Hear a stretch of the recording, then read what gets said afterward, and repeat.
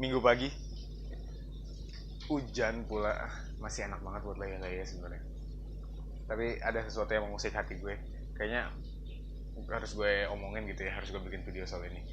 Pagi banget, gue baru selesai sholat, gue buka Twitter, terus ada berita Menteri Sosial Republik Indonesia ditangkap oleh KPK dengan kasus yang cukup cukup diduga, cukup tidak mengejutkan, yaitu korupsi bansos untuk COVID.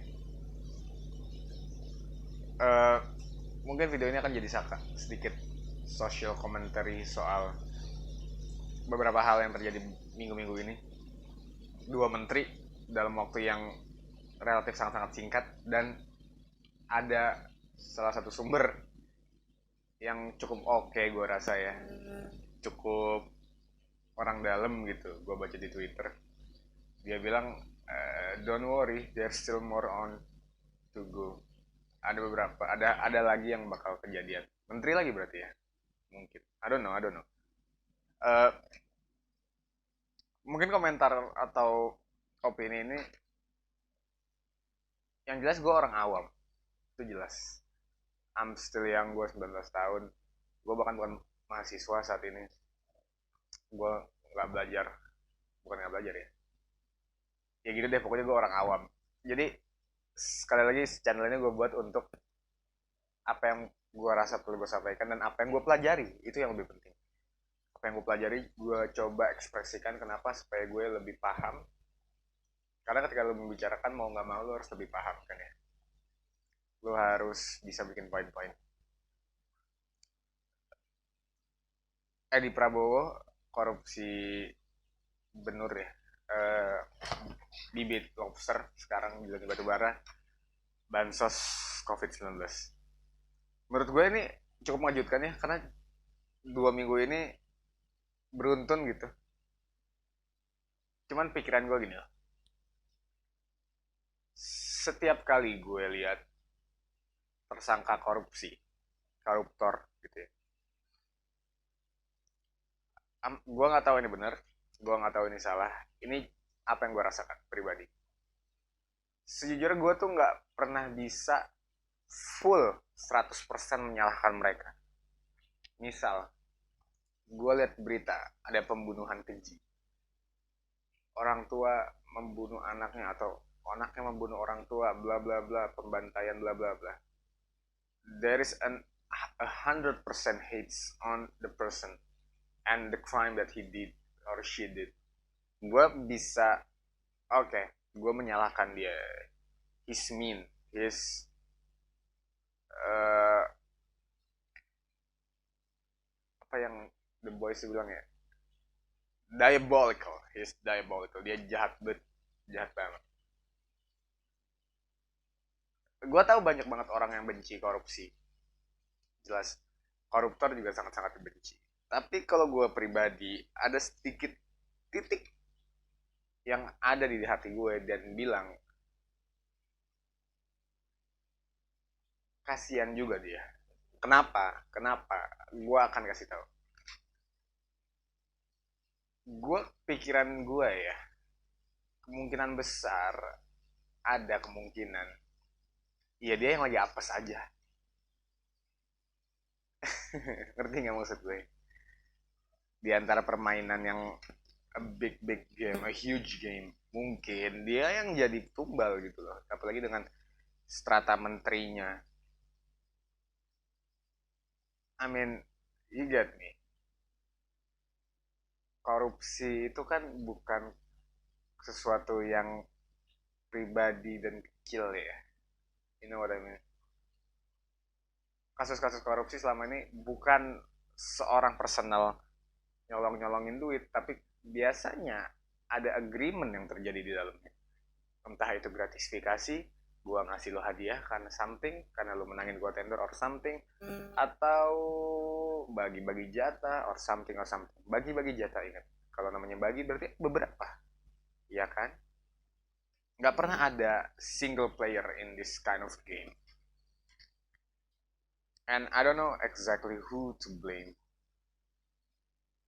on this my hugest respect, my biggest respect is of course the law enforcement and KPK, Polri, and so on and so on. Gue juga cukup mengutuk, gue juga mengutuk full sih, bukan cuma mengutuk tindakan korupsi ini luar biasa.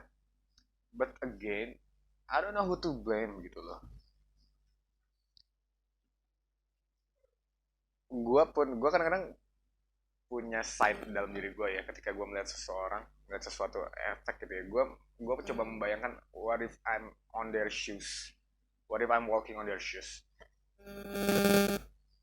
Dan gue sempat baca-baca juga ceritanya, intinya korupsi itu bisa jadi sesuatu yang sangat-sangat lumrah dalam satu lingkungan gitu loh, apalagi dalam lingkungan yang terkenalnya basah, you get me, yang sering uang masuk, banyak potensi proyek. Bahkan ada salah satu komentar juga yang gue baca di Twitter baru pagi ini, soal Kementerian Sosial, Gus Dur, kalau nggak salah waktu itu Kementerian Penerangan ya namanya, atau gimana deh pokoknya. Dulu Gus Dur pernah bilang, karena dia membubarkan hampir apa pokoknya gitu deh, membubarkan Kementerian Sosial. Terus ditanya sama King Andy, gue juga nonton sebenarnya interviewnya, kenapa kok Gus dibubarkan gitu. Terus Gus Dur bilang, ya karena banyak korupsinya. Lah terus kata King Andy, ya kalau misalnya banyak korupsinya, kalau di lumbung padi ada tikus, ya yang dibakar tikusnya dong, bukan lumbungnya. Terus karena dia bilang, ya tikusnya sudah menguasai lumbung, artinya ini sudah jadi satu plague, udah jadi satu penyakit yang whole gitu dalam situ. The question is it only there? Gue nggak tahu. Tapi sekali lagi lingkungan, yang gue pelajari banget lingkungan.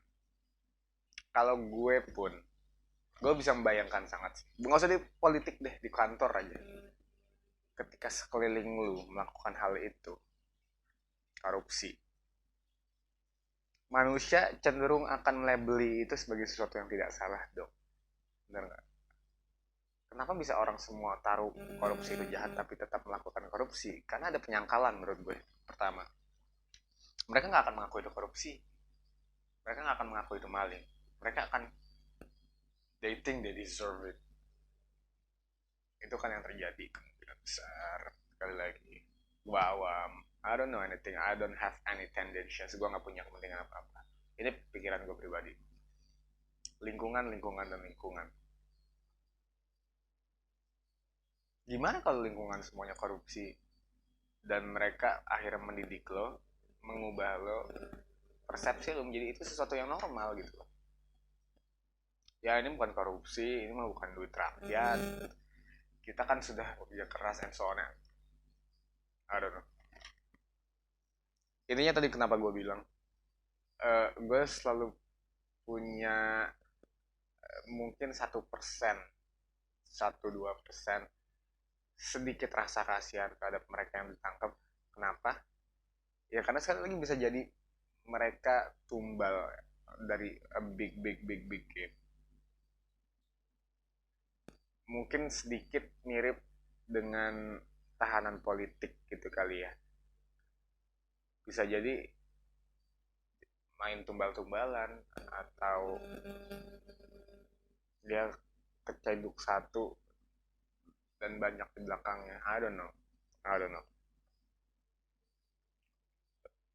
Itu aja sih menurut gue, pendapat gue. Pagi ini juga gue baca dari Budiman Sujatmiko. Dia menulis dengan sangat unik sekali.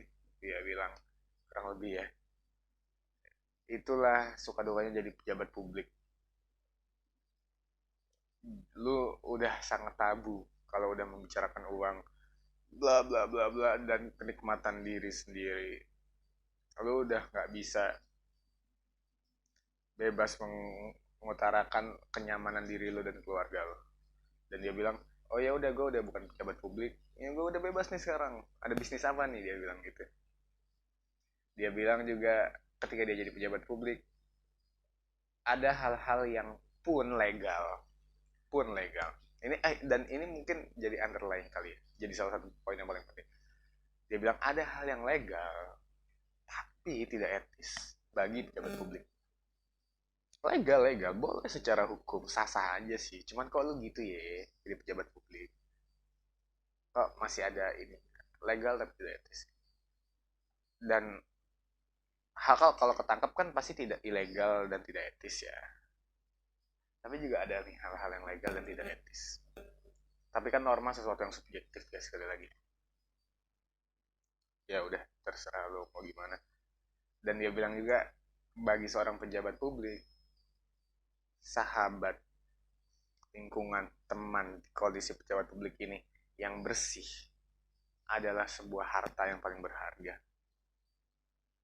Karena dari dulu nyokap gue selalu bilang, you are the product of your environment.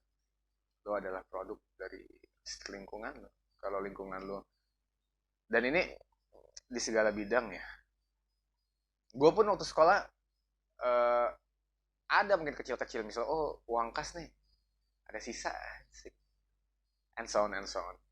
Di setiap di kondisi apapun, gue kira lingkungan sih apa yang gue pelajari banget dari kondisi ini. Mungkin nggak nyambung, tapi yang gue justru pelajari adalah soal lingkungan. So that is a short commentary, sedikit opini gue soal beberapa hal yang terjadi minggu-minggu ini. I hope you going well, sehat-sehat semuanya. Bukan cuma covid, tapi cuaca lagi kurang asik. Berapa hari ini gue jadi sempat pulang malam juga banyak harus istirahat. Hujan terus dan hujannya gede-gede gila, petir, angin. Gue harap lo semua sehat yang denger ya. Gue nggak tahu nih ada yang denger apa nggak, sejujur. Sekali lagi terima kasih buat lo nonton yang di YouTube atau di Spotify.